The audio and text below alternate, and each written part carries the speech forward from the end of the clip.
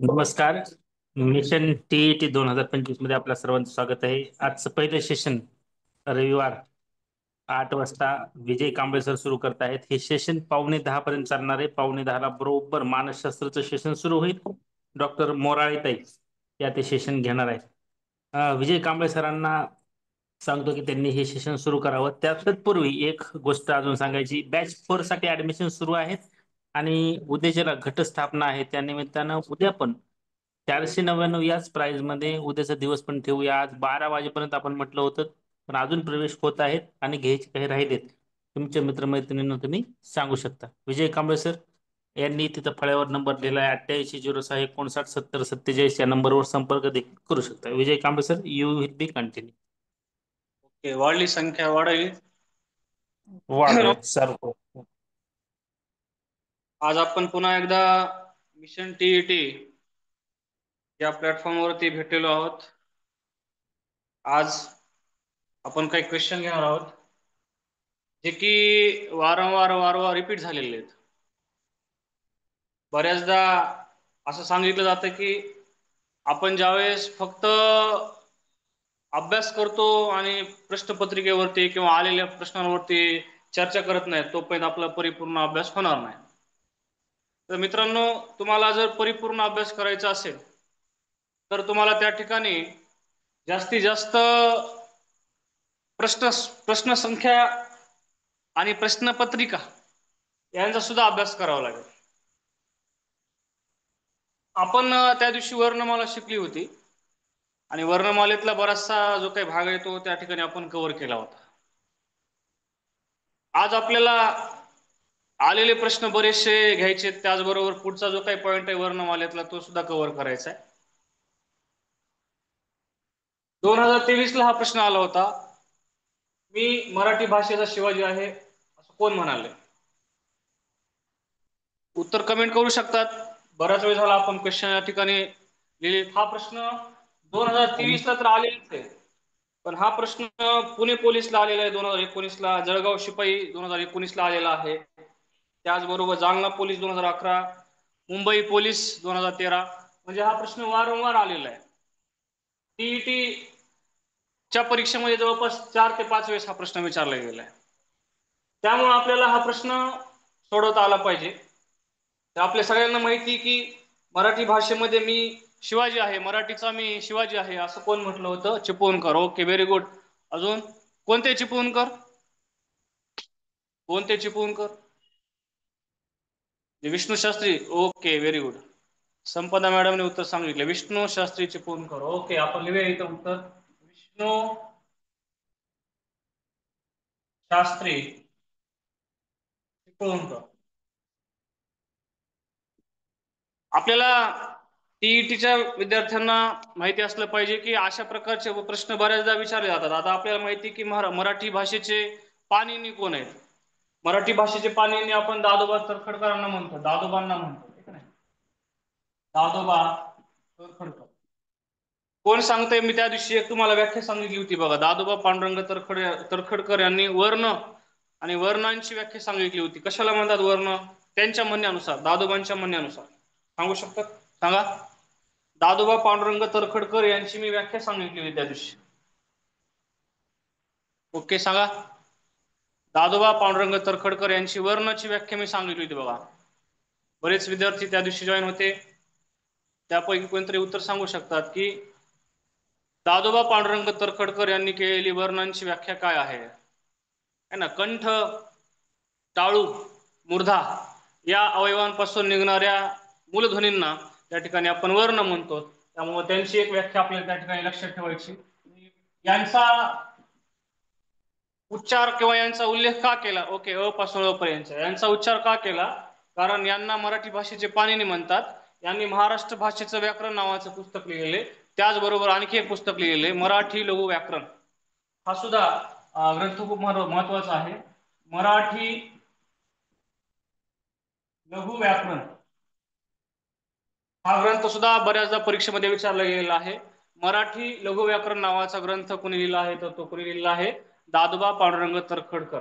Okay, Dadoba Pandurang Tarkhadkar यांनी या ठिकाणी मराठी लघु व्याकरण तसेच महाराष्ट्र भाषेचे व्याकरण अशा प्रकारचे ग्रंथ लिहिलेले आपल्याला पाहायला मिळतात. स्क्रीन व्यवस्थित दिसते का?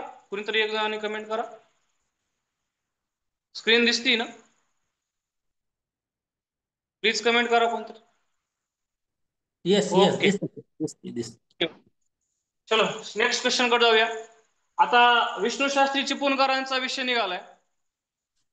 विष्णू शास्त्री चिपळूणकरांचा विषय निघालेला आहे. तर कृष्णशास्त्री चिपळूणकर यांना कोणत्या नावाने ओळखलं जातं, हा पण प्रश्न सर्वांना आला पाहिजे. कृष्णशास्त्री चिपळूणकर यांना काय म्हटलं गेलेलं आहे? स्क्रीन दिसते, आवाज पण कडक येतोय sir. Okay, thank you Deepak sir. हा, मराठी भाषेचे जॉन्सन, मराठी भाषेचे जॉन्सन, मराठी भाषेचे जॉन्सन असं आपण कृष्णशास्त्री चिपळूणकर यांना म्हणतो. त्याच्यानंतर पुढचा क्वेश्चन घेऊया. बघा, हा प्रश्न सर्वांना आला पाहिजे, आपण त्या दिवशी घेतला होता. पुढीलपैकी संयुक्त स्वर कोणता? संयुक्त स्वर कोणता म्हणताय? वरचा प्रश्न मी म्हणतो, संयुक्त स्वर कोणता म्हणते? पुढीलपैकी संयुक्त स्वर कोणता? संयुक्त स्वर कोणता आहे? ओके, अजून? ओके, संयुक्त स्वर कोणता? पुढीलपैकी संयुक्त स्वर कोणता असा प्रश्न आहे. प्रश्न क्रमांक 2, हा सुद्धा प्रश्न खूपदा रिपीट झालेला आहे. ओके ओके, संयुक्त स्वर कोणता? संयुक्त स्वर पुढीलपैकी कोणता? ए. कसा तयार झाला आहे तो? बघा, पर्याय क्रमांक 3 याचं उत्तर आहे. अ हा ह्रस्व स्वर आहे, आ दीर्घ स्वर आहे, दीर्घ उ दीर्घ स्वर आहे. राहिला आपला ए. ए हा कसा तयार झाला आहे? ए बरोबर अ अधिक ह्रस्व ई किंवा दीर्घ ई. अशा प्रकारे हा प्रश्न त्या ठिकाणी तयार झालेला आहे. याचं उत्तर जे आहे ते आहे ए. त्यानंतर आपण तिसऱ्या प्रश्नाकडे जाऊया. मित्रांनो, ज्या वर्णाचा उच्चार स्वतंत्रपणे होत नाही त्यांना आपण डायडॅश म्हणतो. आपण याच्यावरती बरंचसं फोकस केलं होतं बघा त्या दिवशी. सांगा उत्तर. हा सुद्धा प्रश्न 2023 ला विचारला गेलेला आहे. व्यंजने. ओके, अजून? व्यंजने, ज्या वर्णांचा उच्चार स्वतंत्रपणे होत नाही त्यांना आपण काय म्हणतो? व्यंजने म्हणतो. व्यंजने, व्यंजने, बरोबर आहे. व्यंजने कशाला म्हणतो आपण? ज्यांचा उच्चार स्वतंत्र होत नाही, जे स्वरावर अवलंबून असतात, है ना, ज्यांचा उच्चार स्वतंत्र होत नाही, जे स्वरावर अवलंबून असतात त्यांना आपण व्यंजने म्हणतो. व्यंजनांचा पाय मोडलेला असतो. मराठी भाषेमध्ये एकूण किती व्यंजन आहेत? मराठी व्याकरणामध्ये एकूण किती व्यंजन आहेत? मराठी व्याकरणामध्ये एकूण 34 व्यंजने आहेत. मराठी व्याकरणामध्ये एकूण 34 व्यंजने आहेत. जो व्यंजन संस्कृत मधून आलेला नाही किंवा संस्कृत मध्ये आढळत नाही असा व्यंजन कोणता आहे सांगा? तो सुद्धा प्रश्न आलेला आहे. प्रश्न काय केला बघा, व्यवस्थित आहे का प्रश्न? जे व्यंजन संस्कृत मध्ये आढळत नाही असे व्यंजन कोणते? संस्कृत मध्ये आढळत नाही असं व्यंजन कोणतं आहे? आता त्या दिवशी आपण 34 व्यंजन काढले होते. प्रश्न काय केलाय मी? संस्कृत मध्ये न आढळणारे, संस्कृत व्यंजन नाही, संस्कृत व्यंजन नाही असं व्यंजन कोणतं? सर ब्लर दिसतंय. ओके, तुमचा एकट्याचाच प्रॉब्लेम आहे तो. आता दिसते का व्यवस्थित? दिव्या मॅडम, बऱ्याच जणांना स्क्रीन चांगली दिसते. तुमचा मोबाईलचं थोडंसं ब्राईटनेस वाढवा. अळ हा जो व्यंजन आहे त्याला आपण स्वतंत्र वर्ण म्हणतो. अळ हा जो काही व्यंजन आहे, अळ हे जे व्यंजन आहे ते स्वतंत्र व्यंजन आहे, ते द्रविडियन भाषेतून आलेले आहे. मग आपल्याला एक सांगता येईल की संस्कृत मधून मराठीत आलेले जे काही व्यंजने आहेत, संस्कृत मधून मराठीमध्ये आलेले जे काही व्यंजन आहेत त्यांची संख्या किती? -1 करायचं. त्या ठिकाणी आपल्याला 33 सांगावं लागेल. म्हणजे ळ हा जो काही व्यंजनाचा प्रकार आहे तो द्रविडियन आहे, स्वतंत्र आहे. संस्कृत मधून मराठीत आलेल्या व्यंजनांची संख्या किती सांगावं लागेल आपल्याला? 33 सांगावी लागेल. ठीक आहे. त्याच्यानंतर पुढचा क्वेश्चन बघूया. हा जो क्वेश्चन आहे तो बघूया. आपण त्या दिवशी देवनागरी लिपीबद्दल सुद्धा बरीचशी चर्चा केली होती. देवनागरी लिपीबद्दल सुद्धा बरीचशी चर्चा केली होती की पुढीलपैकी कोणती लिपी ही देवनागरी लिपी नाही? उर्दू. ओके, खूप सोपा प्रश्न आहे. हा सुद्धा खूपदा रिपीट झालेला आहे. 2023 ला विचारला गेलेला आहे, है ना. दोन टीईटी मध्ये हा प्रश्न विचारला गेलेला आहे. संस्कृत कसं येईल? संस्कृत कसं येईल उत्तर मित्रा? संस्कृत कसं येईल? त्या दिवशी आपण बंगाली म्हैस गुजरातला पळाली ट्रिक्स घेतली होती की नाही? बंगाली म्हैस गुजरातला पळाली है ना. देवनागरी लिपी बंगाली आहे, हिंदी आहे, मराठी आहे, गुजराती आहे, संस्कृत आहे का नाही. सॉरी, तो अर्धस्वर चुकून पर्याय आलाय. तर आपल्याला बंगाली टाकता येईल. ओके, बंगाली टाकता येईल. ठीक आहे. तर आपलं उत्तर काय आहे? उर्दू. उर्दू भाषेची लिपी देवनागरी लिपी नाहीये, है ना. उर्दू भाषेची देवनागरी लिपी नाहीये, नाही. त्यामुळे आपलं उत्तर काय असणार आहे? पर्याय क्रमांक 4. त्यानंतर आपण जाऊया या प्रश्नाकडे. हा प्रश्न खूप महत्वाचा आहे बघा. हा प्रश्न खूप महत्वाचा आहे. व्यंजनांना अक्षरत्व येण्यासाठी काय करावे? सांगा बरं उत्तर. सांगा मित्रांनो, उत्तर सांगा. स्वर वापरावे. नुसतं स्वर वापरायचं का? व्यंजनांना अक्षरत्व येण्यासाठी काय करावे? व्यंजनांना अक्षरत्व येण्यासाठी काय करावे? बघा, व्यंजनाला जर अक्षर बनवायचं असेल, स्वर लावावे. बर, व्यंजन अधिक व्यंजन केलं तर काय होईल? व्यंजन अधिक व्यंजन केलं तर काय होईल? संयुक्त व्यंजन बनेल. काय बनणार आहे? संयुक्त व्यंजन बनणार आहे. म्हणजे आपण जर म्हटलं क अधिक क बरोबर डबल क बनणार आहे, नाही. डबल क बनणार आहे. त्यामुळे आपल्याला त्या ठिकाणी क अधिक क जर आपण घेतलं, क अधिक क आपण घेतलं तर ते संयुक्त व्यंजन बनणार आहे. म्हणजे व्यंजनाला अक्षरत्व मिळवण्यासाठी त्यामध्ये व्यंजन मिसळून चालणार नाही. व्यंजन अधिक व्यंजन बरोबर डबल संयुक्त व्यंजन बनणार आहे. ठीक आहे. जर आपण असं केलं, व्यंजन अधिक, व्यंजन अधिक तेच व्यंजन द्विक पण तयार झाले, पण व्यंजन अधिक स्वर केलं, व्यंजन अधिक स्वर केलं तर त्या ठिकाणी काय होणार आहे?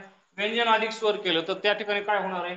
अक्षर तयार होणार आहे. अक्षर, अक्षर तयार होणार आहे. व्यंजनामध्ये स्वर मिसळला की अक्षर तयार होते. उदाहरणार्थ, क मध्ये जर अ मिसळलं तर नुसतं क तयार होते. आणि हे क काय आहे? क हे अक्षर आहे. क अधिक अ, है ना. क चा पाय मोडलेला आहे. बघा इथं लिहितो मी थोडस. व्यंजन अधिक स्वर बरोबर काय बनणार आहे? अक्षर बनणार आहे. व्यंजन अधिक स्वर बरोबर काय बनणार आहे?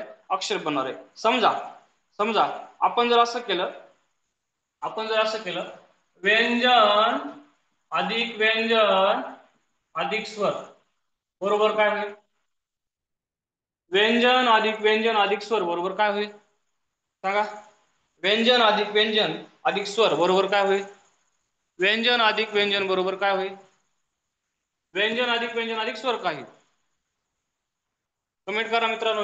हा प्रश्न आपल्याला खूप महत्वाचा आहे. याच्यावरती एक टॉपिक घ्यायचा आपल्याला. संयुक्त स्वर कसा होईल मित्रा? संयुक्त स्वर कसा होईल? व्यंजन अधिक व्यंजन अधिक स्वर, व्यंजन अधिक व्यंजन अधिक स्वर काय होईल? फक्त स्वर कसा? फक्त स्वर कसा होईल? हा, जयश्री मॅडमने सांगितलं जोडाक्षर. जोडाक्षराची व्याख्या काय आहे? जोडाक्षराची व्याख्या काय आहे?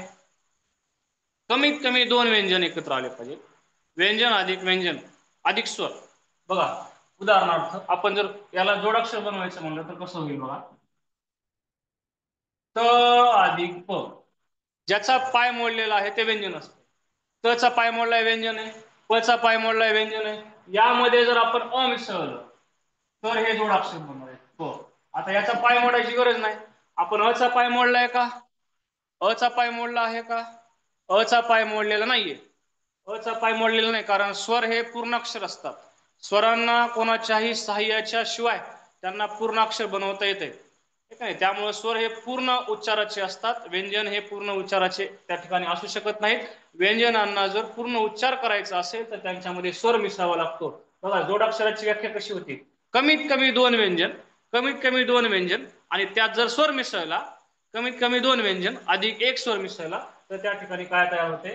जोडाक्षर तयार होते. जोडाक्षर, जोडाक्षर तयार होते. बघा, आपण जर असं म्हणलं, आपण जर असं म्हणलं की व्यंजनामध्ये स्वर मिसळला तर अक्षर तयार होईल, है ना. व्यंजनामध्ये स्वर मिसळला तर अक्षर तयार होईल, बरोबर आहे. आपण जर म्हणलं, समजा उदाहरणार्थ,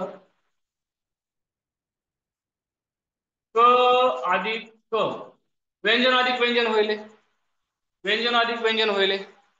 पण हे दोन्ही व्यंजन एकच आहेत, है ना. एक व्यंजन अधिक तेच व्यंजन, व्यंजन अधिक तेच व्यंजन बरोबर काय होईल? द्विक तयार होणार आहे. मात्र आपण जर समजा क मध्ये जर अ मिसळलं तर हे अक्षर तयार होईल. हे अक्षर तयार होईल. लक्षात आलं? तर जोडाक्षर म्हणजे काय हे समजून घ्या, है ना. द्विक म्हणजे काय हे समजून घ्या.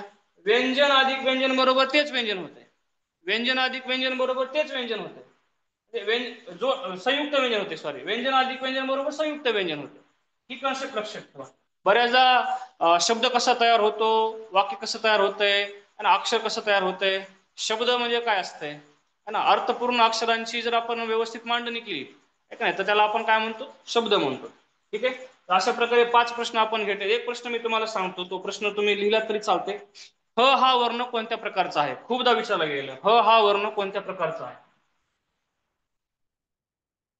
ह हा वर्ण कोणत्या प्रकारचा आहे?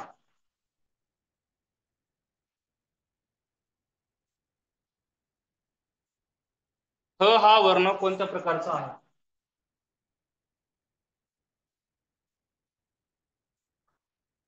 महाप्राण. ओके. एकूण महाप्राण किती?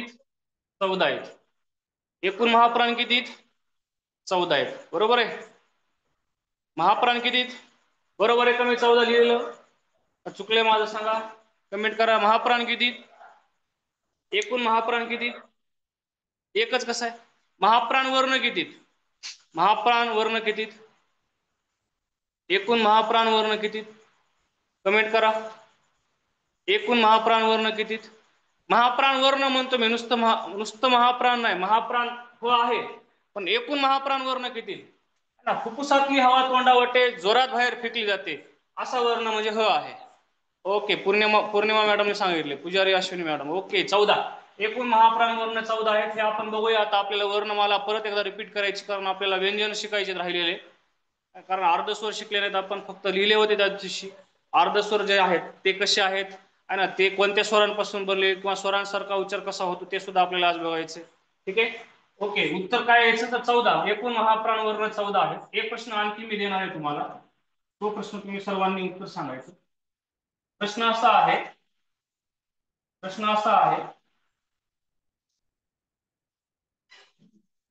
बघा. दीर्घ ऊ, ए औ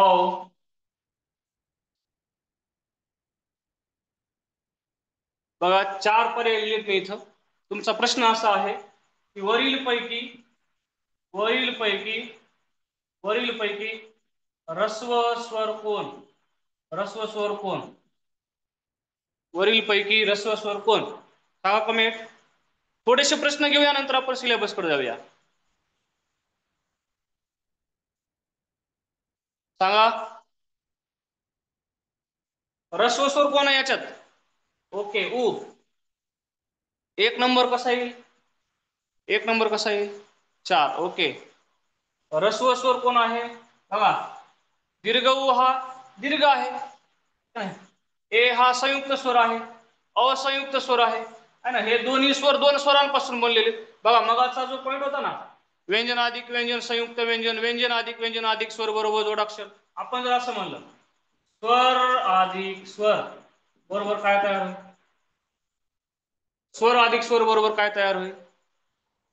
बघा, जर आपण म्हणलं अ मध्ये जर ऱ्हस्वई किंवा दीर्घई मिसळली, अ मध्ये जर ऱ्हस्वई किंवा दीर्घई मिसळली तर काय तयार होणार आहे?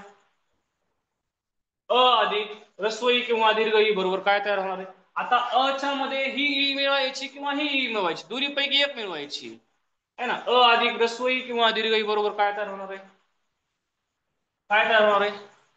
2 स्वरांपासून बनलेल्या घटकाला, 2 स्वरांपासून बनलेल्या घटकाला काय म्हणतो आपण?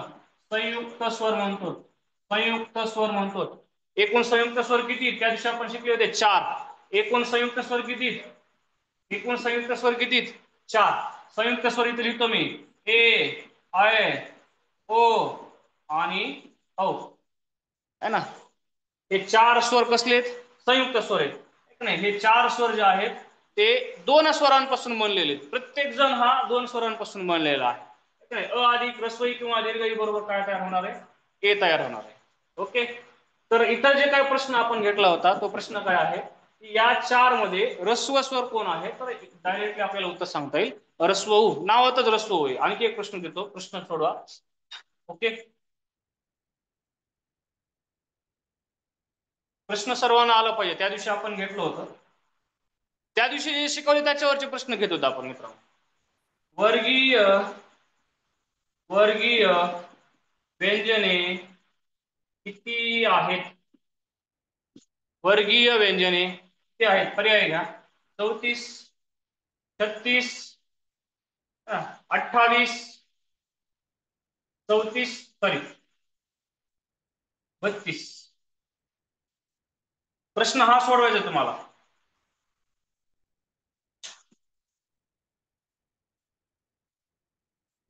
सांगा, उत्तर सांगा. 34 कमेंट केली कुणीतरी, 34 वर्गीय व्यंजने 34 कमेंट केली कोणतरी. 25. ओके ओके, अजून 32. 32 कसे येतील मित्रा? 32 कसे येतील? हा, प्रश्न काय आहे? वर्गीय व्यंजने किती? 25, 34. अरे बाळांनो बघा, आपण स्पर्श व्यंजनाला ऑब्लिक मध्ये काय लिहिलं होतं? वर्गीय व्यंजने. वर्गीय व्यंजने, हे का नाही? स्पर्श व्यंजने म्हणजेच काय? वर्गीय व्यंजने. याला आणखी एक नाव दिलं होतं मी त्या दिवशीच्या लेक्चर मध्ये. आणखी एक नाव सांगितलं होतं स्पर्श व्यंजनाला. आणखी एक नाव आहे. काय नाव आहे? स्फोटक. दुसरं नाव काय आहे? स्फोटक, हे का नाही? दुसरं नाव काय आहे? स्फोटक. असे स्पर्श व्यंजन किती आहे ना? 5 वर्गामध्ये विभागले जातात. हे घेतलं होतं आपण पॉईंट. याचं उत्तर काय असणार आहे? उत्तर काय असणार आहे? पर्यायामध्ये उत्तर दिलंय का? पर्यायामध्ये उत्तर दिलंय का? पर्यायामध्ये उत्तर दिलंय का? स्पर्श व्यंजने किती? पर्यायामध्ये उत्तर दिलेलं नाहीये, आहे ना? आपला आयोग हा प्रश्न कॅन्सल करणार आहे. पर्यायामध्ये उत्तर दिलेलं नाही. पर्यायामध्ये उत्तर घेऊया आपण इथं. 28 नाही, आपल्याला 25 घ्यावं लागेल. याचं उत्तर असणार आहे 25. ओके, मगाशी कमेंट केली होती बऱ्याच जणांनी 25, पण काही जण 32 सांगू लागले. 32 कसे येतील? 34 सांगू लागले. काही सगळ्या व्यंजनांची संख्या नाही विचारली मी मित्रांनो. स्पर्श व्यंजनांची संख्या किती आहे? 25 आहे. स्पर्श व्यंजन आपण घेऊया आज आपल्याला त्याच्यामध्ये कठोर व्यंजन कोणते आहेत, मृदू व्यंजन कोणते आहेत, अनुनासिक कोणते आहेत, अनुनासिकाला त्या ठिकाणी त्यांचा उच्चार कसा होतो, स्पष्टोच्चारित अनुनासिक म्हणजे काय, हे आपल्याला शिकायचं आहे. स्पर्श व्यंजने म्हणजे काय आहे ना? आता स्पर्श नाव आहे. स्पर्श कोण स्पर्श करणार आहे? आपली जीभ स्पर्श करणार आहे.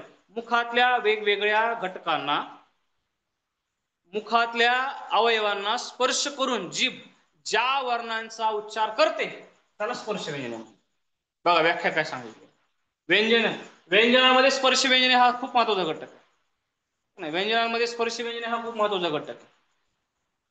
जीभ मुखातील वेगवेगळ्या अवयवांना स्पर्श करून ज्या वर्णांचा उच्चार करते त्याला स्पर्श व्यंजने म्हणतात.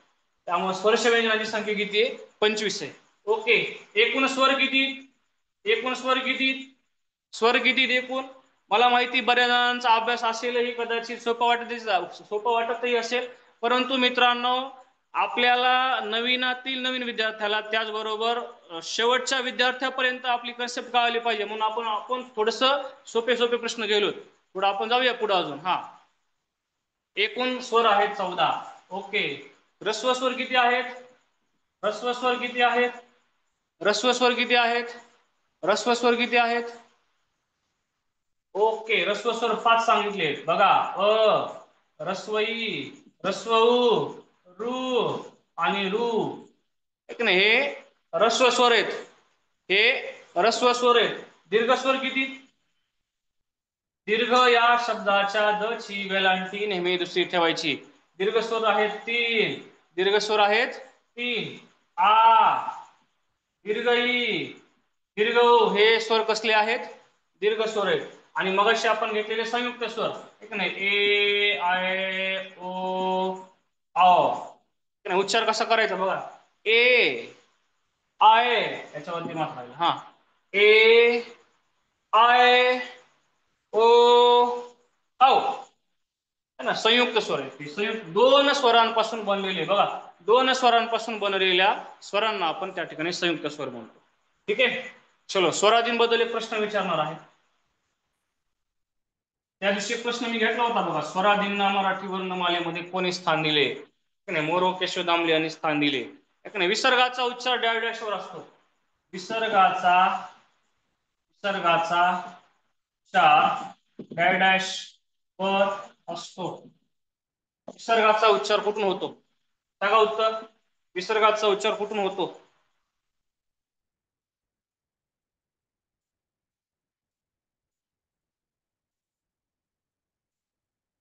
कोण सांगते विसर्गाचा उच्चार? शब्द आहे दुह ख, दुःख. ख वरून कसा? विसर्गाचा उच्चार हा कंठावर असतो, कंठावर. विसर्गाचा उच्चार कुठं असतो? कंठावर असतो, है ना. आणि कोणत्या वर्णाला झटका दिल्यासारखा होतो? तर त्याचं उत्तर ह आहे. दोन्ही प्रश्न वेगळे वेगळे आहेत मित्रांनो, दोन्ही प्रश्न, दोन्ही पॉइंट, दोन्ही कन्सेप्ट वेगळे वेगळे आहेत. विसर्गाचा उच्चार करताना कोणत्या वर्णाला झटका दिला जातो? त्याचं उत्तर ह आहे. पण विसर्गाचा उच्चार कुठून असतो? कंठातून असतो. विसर्गाचा उच्चार हा कंठावर असतो, हा एक पॉइंट लक्षात ठेवायचा. ठीक आहे, त्यामुळे हा आपण प्रश्न घेतला होता.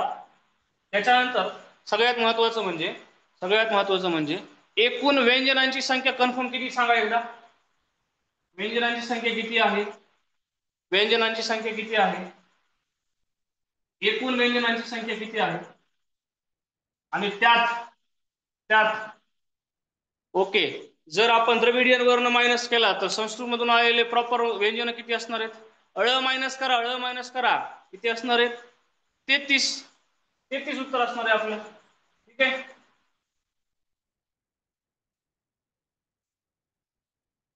बघा आणखी एक प्रश्न घेऊया. परवर्ण किती आहेत? परवर्ण किती आहेत? कशाला म्हणतात परवर्ण? ओके, पटकन उत्तर सांगितलं अश्विनी मॅडमने. ओके, परवर्ण किती? 34 आहेत. कारण व्यंजनांनाच काय म्हणतो आपण? परवर्ण म्हणतो, है ना. व्यंजनांनाच काय म्हणतो आपण? परवर्ण म्हणतो. एक नाही, परवर्ण म्हणजेच व्यंजने, व्यंजने म्हणजे स्वरांत, व्यंजने म्हणजेच स्वरांत. ओके, चलो आपण थोडेसे व्यंजन काढूया, त्यात स्पर्श व्यंजने काढूया. आपल्याला माहिती की स्पर्श व्यंजने हे 25 आहेत. क, च, ट आणि प.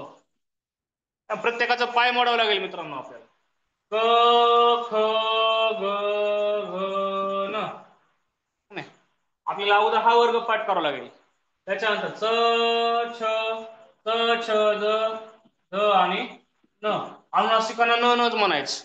ठीक आहे, ट, ठ, ड, ढ, बाणाचं न, त, थ, द, ध आणि नळाचं न, प, फ, ब, ह आणि म.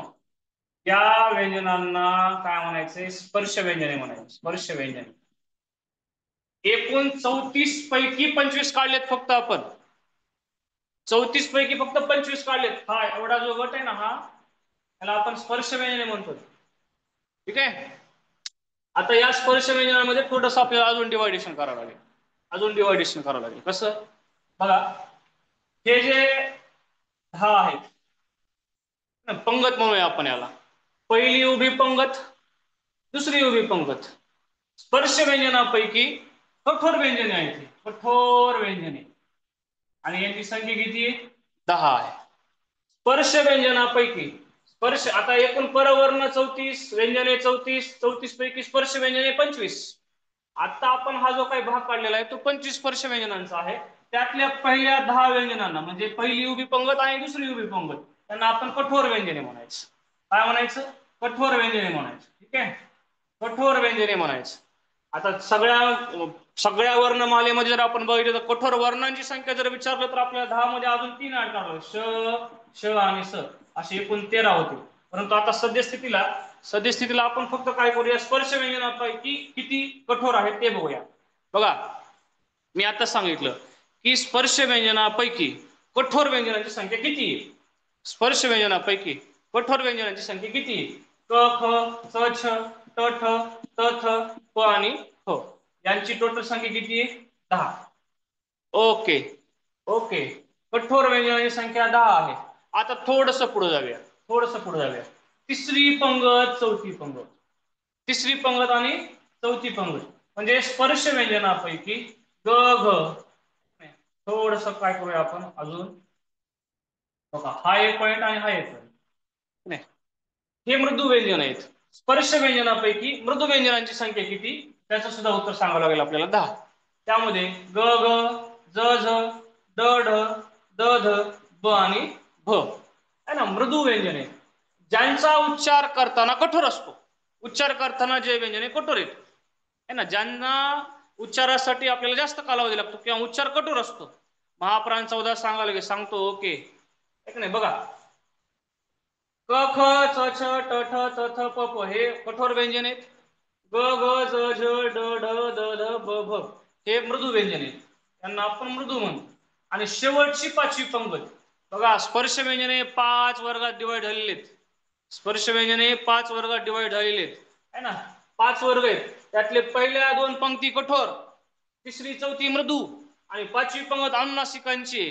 ज्या व्यंजनांचा उच्चार जो असतो तो नाकातून होतो किंवा त्या ठिकाणी शीर्षक बिंदूच्या वेळी जे व्यंजन वापरले जाऊ शकतात त्यांना आपण अनुनासिक म्हणतो. अनुनासिक, अनुनासिके म्हणतो. अनुनासिके एकूण 5 आहेत. अनुनासिके किती एकूण 5 आहेत. अनुनासिकेला आणखी नाव आहे परसवर्ण. परवर्ण म्हणजे कोण, व्यंजने. परवर्ण म्हणजे कोण, व्यंजने. आणि परस्वर्ण म्हणजे कोण, त्या ठिकाणी अनुनासिक. अनुनासिके किती 5 आहेत. परस्वर्ण किती 5 आहेत. शीर्षक बिंदूच्या ऐवजी, शीर्षक बिंदू आपण त्या दिवशी शिकवला होता नाही, अनुस्वराला आपण त्या ठिकाणी शीर्षक बिंदू म्हणतो आणि शीर्षक बिंदूला काढून आपण त्या ठिकाणी अनुनासिक टाकू शकतो नाही. कंठ शब्द घेतला होता, क वरचा अनुस्वार काढला आणि आपण बाणाचं न टाकलं होतं तिथं, ठीक आहे. आठवते तुम्हाला त्या दिवशीच्या लेक्चर मध्ये आपण काय केलं होतं, स्पष्टोच्चारित अनुनासिक वापरलं होतं है ना. अनुस्वराच्या ऐवजी, अनुस्वराच्या ऐवजी ज्या वेळेस आपण कुठला तरी एक परसवर्ण किंवा अनुनासिक वापरतो तेव्हा त्याला स्पष्टोच्चारित अनुनासिक म्हटलं जातं. सर फास्ट होते, ओके दा मला सांग. शाहिदा मॅडम यांचं म्हणणं आहे सर फास्ट होते, ओके. अनुनासिक किती, ड त्र न न म, ड त्र न न म, ड त्र न न म, याला अनुनासिक म्हणायचं. ड त्र न न म 5 आहेत, याला अनुनासिक म्हणायचं. आणि कठोर व्यंजने किती 10. व्यंजन शब्द वापरतो मी, वर्ण नाही. स्पर्श व्यंजनापैकी कठोर व्यंजने 10, स्पर्श व्यंजनापैकी मृदू व्यंजने 10 आणि स्पर्श व्यंजनापैकी अनुनासिक किती 5 आहेत. बघा 3 प्रश्न तयार केलेत आपण. 3 प्रश्न तयार करूया, ठीक आहे. 3 प्रश्न तयार करूया. कठोर व्यंजने एकूण 10,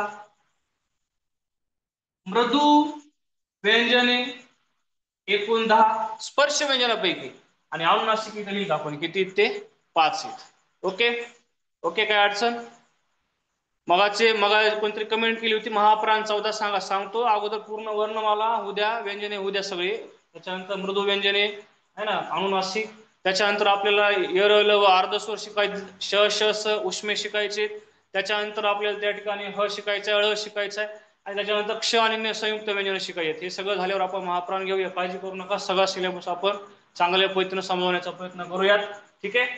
आता थोडंसं याच्यावरती आपण प्रश्न घेऊया, विसरू नका. ओके, नाही विसरत. बघा दिला असेल कदाचित, आपण याच्यावर थोडेसे प्रश्न घेऊया.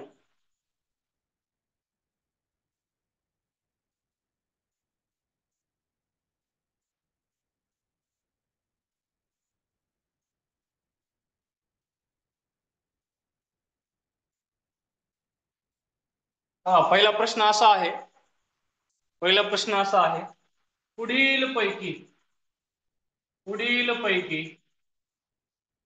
मृदू व्यंजन कोणते नाही. पर्याय येतो. पहिला पर्याय आहे क, दुसरा पर्याय आहे क, तिसरा पर्याय आहे क आणि चौथा पर्याय आहे क.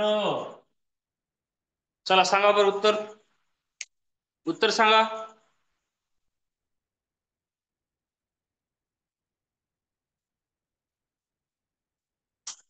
मृदू व्यंजन कोणते नाही.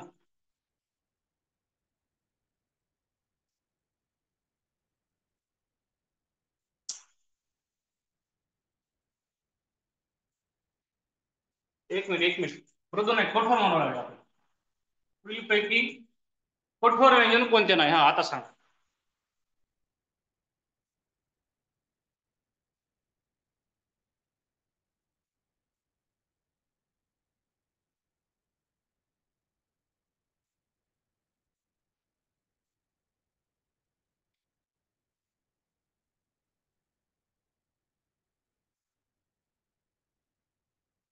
4. ओके. 4. त्र काय आहे मग? त्र काय आहे? T R. T R comment केली पण तरी T R. T R comment केली. टी आर म्हणजे काय मॅडम? सर टी आर म्हणजे काय? अनुनासिक आहे. ओके अनु. कमेंट काय भारी करेल बघा. अनु शॉर्ट फॉर्म. हा अनु म्हणजे काय? अनुनासिक. ओके बरोबर आहे ना, हे अनुनासिक आहे. डत्र न नम. डत्र न नम नाही. डत्र न नम. डत्र न नम जरी असले तरी यांना नच म्हणायचं. नच म्हणायचं यांना. ओके बघा कठोर आहे. कचट पहिला पहिला वर्ग. च आहे ना, च सुद्धा कठोरच आहे. त सुद्धा प्रथम व्यंजन आहे. का नाही, संधीमध्ये प्रथम व्यंजन कोणते कोणते ते घ्यावं लागतंय. कचट क च ट त प है ना, प्रथम व्यंजन आहे बाळांनो, हे पहिला वर्ग आहे. नाही त्याच्यानंतर क ख ग घ न दुसरा वर्ग, तिसरा वर्ग, चौथा वर्ग, पाचवा वर्ग. द्वितीय व्यंजन आहे हे तृतीय व्यंजन आहे, चतुर्थ व्यंजन आहे, पाचवं व्यंजन आहे. लक्षात. प्रथम व्यंजन संधी, तृतीय व्यंजन संधी. संधीमध्ये आपल्याला प्रकार शिकावे लागतात, त्यामुळे लक्षात ठेवा. बघा प्रथम व्यंजन, प्रथम व्यंजन, प्रथम व्यंजन, प्रथम व्यंजन, प्रथम व्यंजन. ठीक आहे. आता दिलेल्या 4 पर्यायापैकी आपण काय म्हणलं होतं? पहिल्या 2 पंक्ती, पहिल्या 2 पंक्ती कठोर आहे. एक नाही च छ त ठ त थ प आणि फ. बघा हे सगळे 10 जण कोण आहेत? कठोर आहेत. कठोर एक नाही. या 10 मध्ये याच्यातले 3 यायलाच पाहिजेत. एक नाही क इथं आहे, स इथं आहे, त इथं आहे. एक नाही, त्याच्यामुळे उत्तर काय आपलं? मला माहिती काय जणांना खूप सोपं वाटत असेल, परंतु जे नवीन विद्यार्थी असतात किंवा ज्यांना काही जे कोणी नव्याने अभ्यासाला लागले त्यांना सुद्धा आपली कन्सेप्ट कळली पाहिजे मित्रांनो. ओके चलो आणखी एक प्रश्न घेतो. स्पर्श व्यंजनावरती आणखी एक प्रश्न घेतो. स्पर्श व्यंजनावरती आणखी एक प्रश्न घेतो.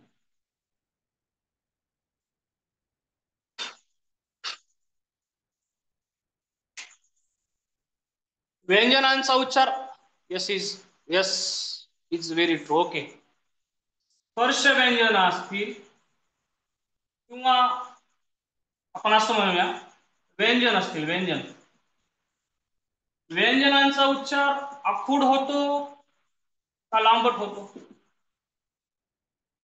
किंवा आपण असं म्हणूया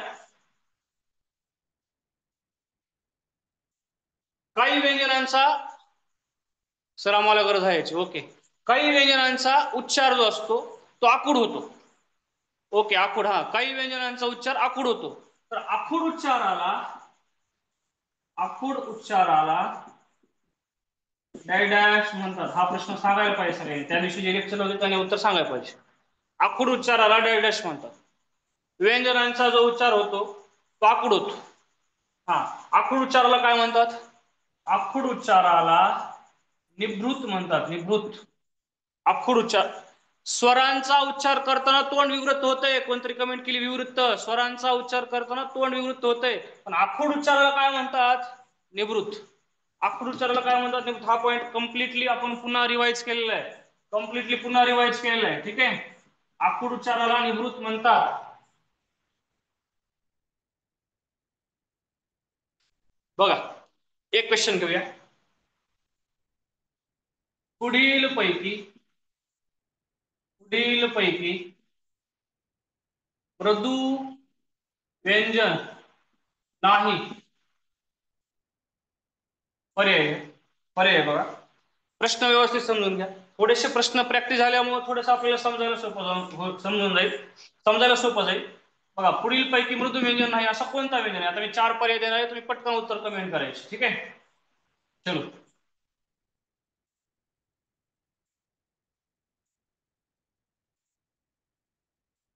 ग ग हो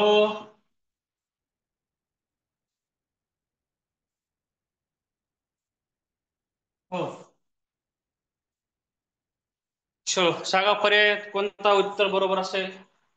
पुढीलपैकी मृदू व्यंजन नाही असा कोणता व्यंजनाचा प्रकार आहे. कमेंट करा फास्ट. किती सोपा प्रश्न दिलाय मित्रांनो, किती सोपा प्रश्न घेतला आपण, किती सोपा प्रश्न घेतलाय.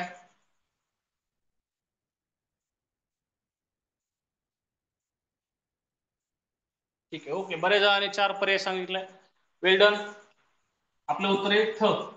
बघा द किती वर्गात येते. त थ द तिसरा आहे म्हणजे हा मृदू आहे.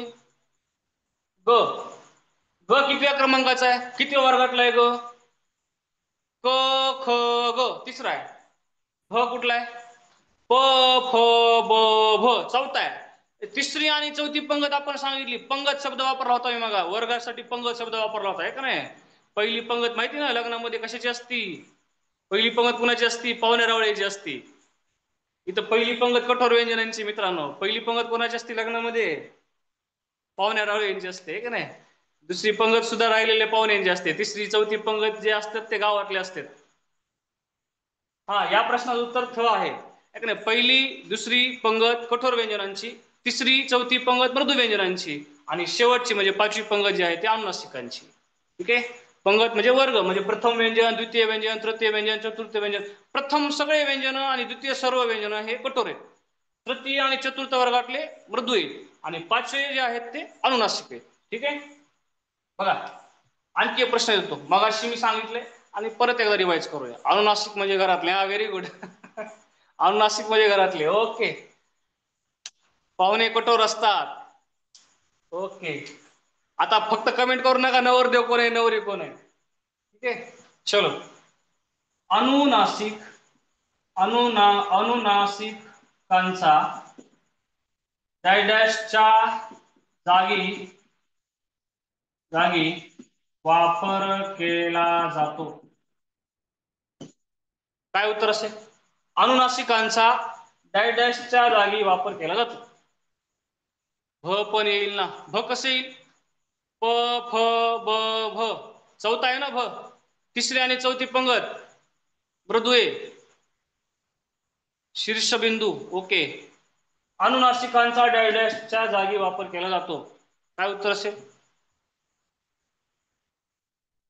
अनुस्वाराच्या जागी. बरोबर आहे. अनुस्वाराच्या शीर्षक बिंदू म्हणतो आपण त्याला. शीर्षक बिंदू. शीर्षक बिंदू. शीर्षक बिंदू म्हणतो. Okay okay. हे बघा ज्याला संधी शिकायची, ज्याला संधी शिकायची, ज्याला जोडाक्षर टॉपिक शिकायचा आहे त्या विद्यार्थ्याला वर्णमाला पाठ असली पाहिजे. सगळे स्पर्श व्यंजन पाठ पाहिजेत है ना. स्वरादी पाठ पाहिजेत.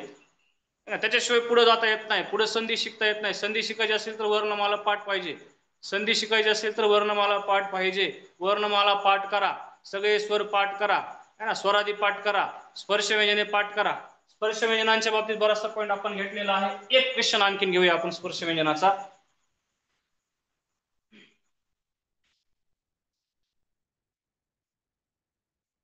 चलो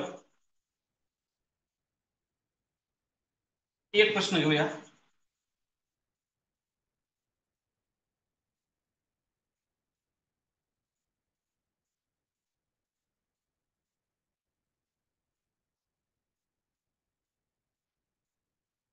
ज्या ज्या वर्णांचा उच्चार नाकातून केला जातो,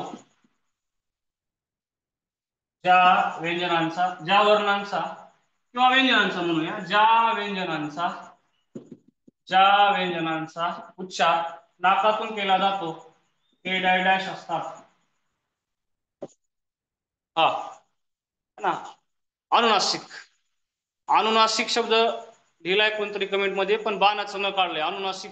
अनु नु बाणाचं न ला उकार दिलाय पहिला.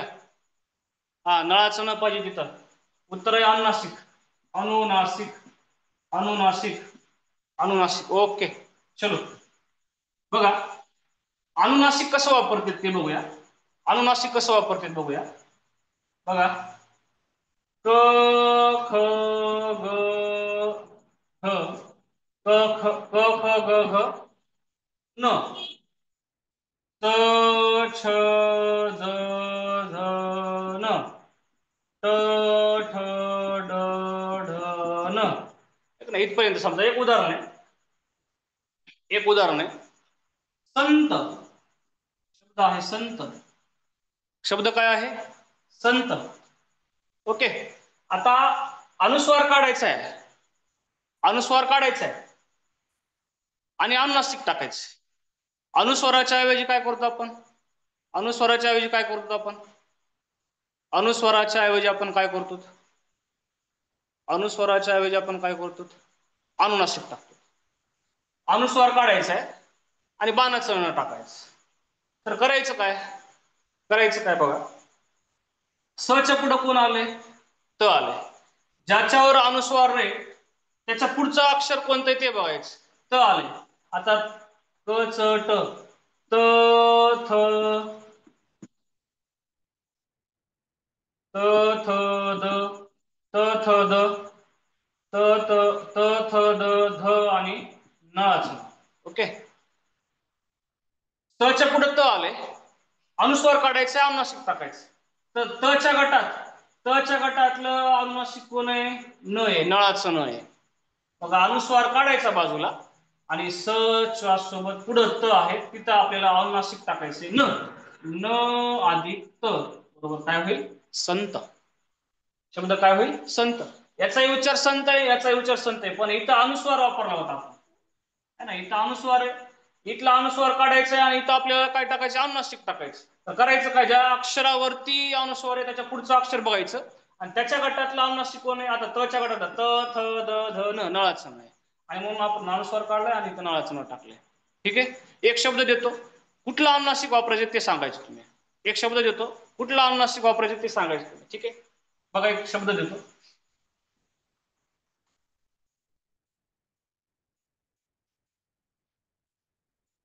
अनंत, अनंत, अनंत. नवर अनुस्वार आहे. नवर अनुस्वार. अनंत. अनुस्वार देताना कुठे बी अनुस्वार देत काही जण. नाकातून होते अनुस्वाराचा उच्चार. अनुस्वाराचा उच्चार नाकातून होत आहे. हा सांगा कोणता अनुनासिक येईल? अनंत. इथला अनुस्वार काढायच्या बाजूला.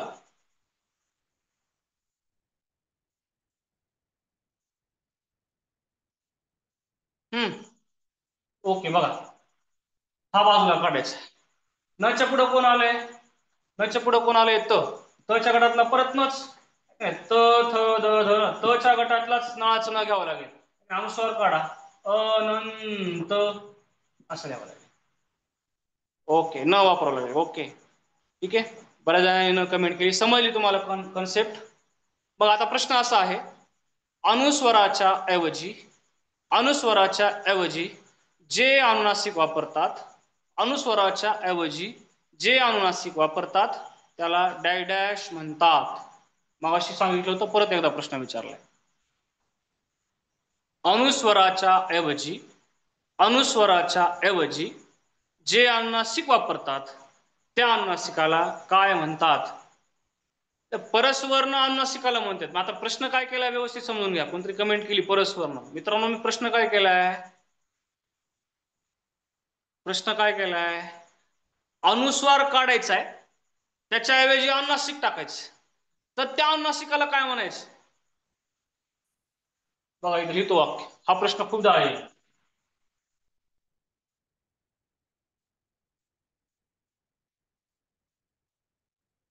आता इथं आपण अनुस्वार काढायचा आहे आणि आपल्याला असा अनंत शब्द लिहायचा आहे. तर हा अनुस्वाराच्या वेळी हे अनुनासिक वापरलं ना आपण, तर ह्याला काय म्हणायचं तेच समजून घ्यायचं. शिरोबिंदू ते शीर्षक बिंदूला. ओके हा चला उत्तर सांगतो मी. चलो अनुस्वराच्या, अनुस्वराच्या ऐवजी जे अनुनासिक वापरतात त्याला त्याला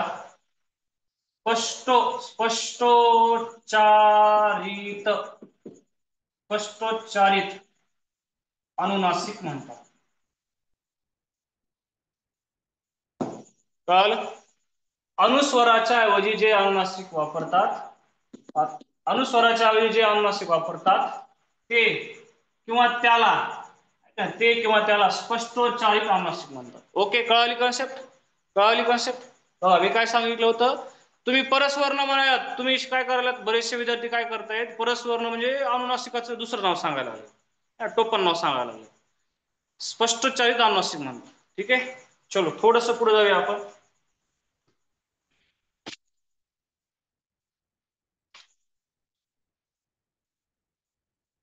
थोडस पुढे जाऊया. सगळ्यांना समजलं का स्पर्श व्यंजने? स्पर्श व्यंजने समजली का कन्सेप्ट? एकूण स्पर्श व्यंजने 25 आहेत. स्पर्श व्यंजनापैकी ओके स्पर्श व्यंजनापैकी कठोर व्यंजने 10 आहेत, मृदू व्यंजने 10 आहेत, अनुनासिक 5 आहेत. ठीक नाही? स्पर्श व्यंजने म्हणजे काय? ज्या वर्णांचा उच्चार करताना जीभ मुखातल्या वेगवेगळ्या अवयवांना स्पर्श करते, म्हणून त्याला स्पर्श व्यंजन म्हटलेलं आहे. काही वर्णांचा उच्चार करताना कंठातून वर्ण निघतात, नाही? क, ख, ग, घ कंठातून येईल ना. काही वर्णांचा उच्चार करताना जीभ टाळूला लागते, टाळू सगळ्यांना असेल, टाळूला लागते जीभ, नाही? च, छ, ज, झ, च, च, चम, चा, च चा उच्चार करताना जीभ कधी कधी टाळूला लागते, चम, चा. काही वर्णांचा उच्चार करताना जीभ दाताला लागते, तवा, है ना, थवा, पक्ष्यांचा थ, वा, थ, थ म्हणताना जीभ कुठं लागते? दाताला लागते. दंत्य वर्ण आहे. म्हणजे काही वर्णांचा उच्चार करताना जीभ मूर्धन्य भागाला, ना, आपल्या वरच्या दाताच्या मागचा जो काही खडबडीत भाग आहे, मूर्धा म्हणतो आपण, मुर्दा नाही, मुर्दा वेगळा असतो, मुर्धा भागाला त्याला मूर्धन्य वर्ण म्हणतो. म्हणजे ज्या वर्णांचा उच्चार करताना जीभ मुखातील वेगवेगळ्या अवयवांना स्पर्श करते त्यांना स्पर्श व्यंजने म्हणतात. अशी एकूण 25 स्पर्श व्यंजने आहेत, ते आपण आज त्या ठिकाणी शिकलेले. थोडस पुढे जाऊया. आज आपल्याला त्या ठिकाणी पुढचा जो काही पॉइंट तो शिकायचा आहे. आपण स्पर्श व्यंजन काढूया आणि त्याच्या खाली अर्धस्वर काढूया.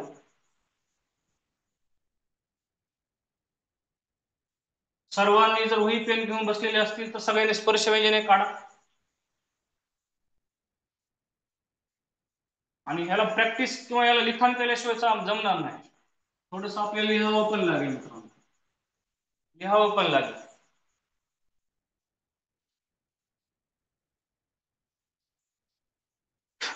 लिहावं पण लागेल. ठीक आहे.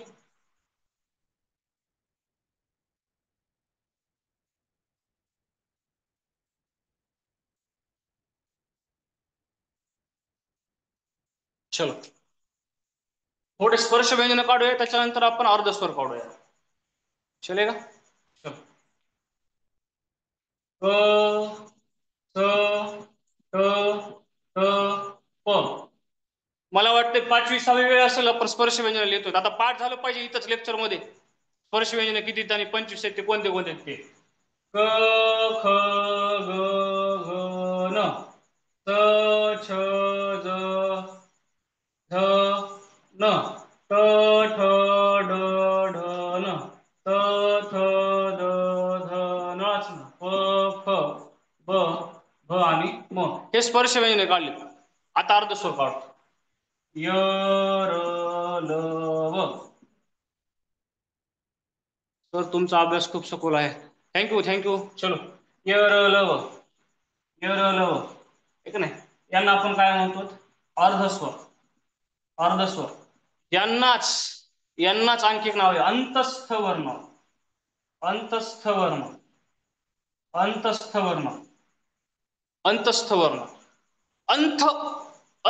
वर्ण. ठीक नाही? एक उदाहरण सांगतो बघा. नवरात्र. नवरात्र हा शब्द आहे. याला आपण नवरात्र म्हणू शकतो का? नवरात्र. इथं व आणि इथं उ वापरू शकतो का? थोडस मोठं अक्षर पडतो. नवरात्र. नवरात्र चालते का? वच्या ऐवजी ऊ काढले मी. काहीच अडचण नाही, काय अडचण आहे. नवरात्रींचा समूह, बरं ठीक आहे. आपल्याला शिकायचं काय ते सांगतो मी तुम्हाला. य र ल व हे अर्धस्वर आहेत. य र ल व हे अर्धस्वर आहेत. त्यांना अंतस्थ वर्ण म्हणतात. यालाच ईशत विवृत्त म्हणतात. ईशत विवृत्त. अंतस्थ वर्ण 4, अर्धस्वर 4, ईशत विवृत्त 4. जसं आपण मगाशी स्पर्श व्यंजने, स्फोटक, वर्गीय व्यंजने असे वेगवेगळे नावं दिली होती, तसे अर्धस्वर, अंतस्थ वर्ण, ईशत विवृत्त एकाच कंटेंटचे नाव आहेत वेगवेगळे. ठीक आहे, हा एक पॉईंट तुम्ही लक्षात ठेवायचा. अर्धस्वरांना ईशत विवृत्त हे नाव मोरो केशव दामले यांनी दिलेले. अर्धस्वरांना ईशत विवृत्त नाव मोरो केशव दामले, दामलेने दिलेले नाव य र ल व ला ईशत विवृत्त हे नाव. लक्षात. आता हे य र ल व आहेत, पण यचा उच्चार कोणासारखा होतोय, रचा उच्चार कोणासारखा होतोय, लचा उच्चार कोणासारखा होतोय आणि वचा उच्चार कोणासारखा होतोय ते आपल्याला समजून घ्यायचे. ठीक आहे. यचा जो उच्चार आहे तो ई सारखा होतोय. याचा जो उच्चार आहे तो ई सारखा होतोय. ठीक आहे. त्याच्यानंतर रचा जर उच्चार आपण बघितला तर तो रू सारखा होतोय, है ना. लचा जर उच्चार आपण बघितला तर तो लू सारखा होतोय. स्वरेत नाही, ई असेल, रू असेल, रू असेल. आणि वचा उच्चार कोणासारखा होणार आहे मग? वचा उच्चार कोणासारखा होणार आहे? ऊ सारखा होणार आहे. ठीक आहे. य र ल व, य र ल व, य र ल व अर्धस्वर. आता एक प्रश्न करूया आपण. आता एक प्रश्न करूया की ई, रू, रू आणि ऊ यांच्यामध्ये पहिला स्वर कोणता येत आहे? अ, आ, ई. ई आला. ठीक आहे. रू, रू, ऊ मध्ये अगोदर कोण येत आहे? ऊ येत आहे. ठीक आहे. त्याच्यानंतर कोण येत आहे? रू येत आहे. त्याच्यानंतर कोण येत आहे? ऊ येत आहे. ओके. आता मला सांगा, ई पासून कोण बनलंय? ई पासून कोण बनलंय? य बनलंय. याचा पाय मोडाला व्यंजन आहे. ऊ पासून कोण बनलंय? व बनलंय. व्यवस्थित समजून घ्या. रू पासून कोण बनलंय? र बनलंय. आणि ऊ पासून कोण बनलंय? व बनलंय. ओके. आता ह्या य र ल व मध्ये आणि याच्यामध्ये डबल आलं का? इथं रू घ्यावं लागेल आपल्याला आणि इथं ल घ्यावं लागेल. ओके. लचा पाय मोडा. मला सांगायचं काय ते समजून घ्या. आता इथं डायरेक्टली सिक्वेन्स लावलाय आपण, डायरेक्ट स्वरांप्रमाणे लावला नाही. य र ल व अर्धस्वर किती? 4. य र ल व. आता स्वरांप्रमाणे अर्धस्वरांचा क्रम लावा म्हणलं की असा लावायचा. य व र ल, य र ल व, य व र ल. हा क्रम आहे तो जनरल आहे, जसं वर्णमालेमध्ये आपल्याला लिहिलेलं आहे तसा. पण इतर जे मी लिहिलेलं आहे एक नाही, हे 4 अर्धस्वर आहेत ज्या वर्णांचा उच्चार स्वरांसारखा होतोय, है ना. अंत मध्ये ज्यांच्यामध्ये स्वर आहेत ते अंतस्थ वर्ण, है ना. ई पासून य, ऊ पासून व, रू पासून र, रू पासून ल. इथं य व र ल लिहिले. य व र ल हे अर्धस्वरच आहे, पण हे जे लिहिले ते स्वरांप्रमाणे लिहिले, स्वरांप्रमाणे. आणि हे कसे लिहिलेत? जनरल लिहिलेत. कळालं का? बघा, 2 कन्सेप्ट सांगायचे तुम्हाला, 2 कन्सेप्ट सांगायचे. अर्धस्वर किती? 4. य र ल व हा जनरल क्रम झाला. य र ल व. आणि आता स्वरांप्रमाणे क्रम लावा म्हणलं की य व र ल, य व र ल, य व र ल. हे कशाप्रमाणे? स्वरांप्रमाणे. ठीक आहे. म्हणजे अर्धस्वरांच्या सर, बाबतीमध्ये हा, सर्व व्यवस्थित चालू आहे. 5 मिनिटाचा ब्रेक घ्या, पाणी वगैरे प्या आणि दुसरं हेच सेशन लगेच कंटिन्यू करा का नॉन स्टॉपच करायचे 2 तास? विद्यार्थ्यांना कमेंट करू द्या, काय अडचण नाही. मला काय कंटिन्यू करायला काय प्रॉब्लेम नाही. विद्यार्थ्यांना नाही, जर माझं म्हणणं आहे विद्यार्थ्यांना काही अडचण नाही. नॉन स्टॉप तुम्ही एकटेच बोलायला लागलात, मी 1 तासभर आहे तुमच्यासोबत. अं, आपण काय करूया, 1-2 मिनिटं पाणी वगैरे प्या असं माझं म्हणणं आहे, आणि नंतर आपण हे करूया. रेकॉर्डिंग हे पहिले स्टॉप करूया, लगेच दुसरं अजून एक रेकॉर्डिंग चालू करूया. पॉज चालतं घ्या, चालतं. थोडासा थोडासा पॉज घ्या.